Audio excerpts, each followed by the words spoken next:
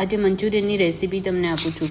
સૌથી પહેલાં આદુ મરચાં લસણ લઈને મિક્સર ગ્રાઇન્ડર કરી લેવાના।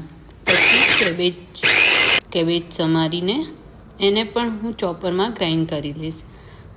એના પછી મેં જોડે જ કેરેટ પણ ગ્રાઇન્ડ કરી લીધા છે।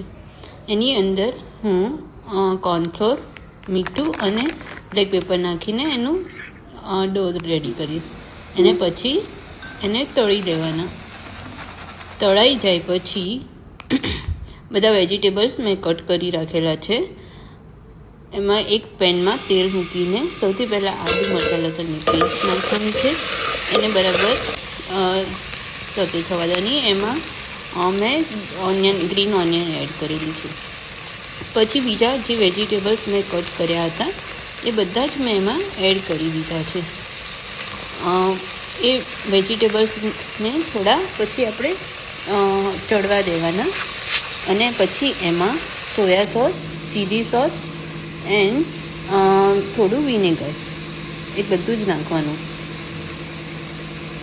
નાખતા મારાથી થોડું ઢોળાઈ ગયું અને એની અંદર મેં એડ કર્યું છે કોર્નફ્લોરની સ્લરી। ઓકે,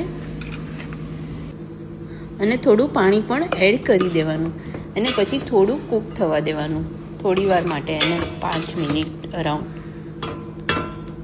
એ કૂક થઈ જાય પછી એની અંદર આપણે જે વેજીટેબલ્સ બોલ્સ મતલબ જે ગોળી તળી હતી એ અંદર એડ કરી દેવાની અને સરખી રીતે એને મિક્સ કરી લેવાનું।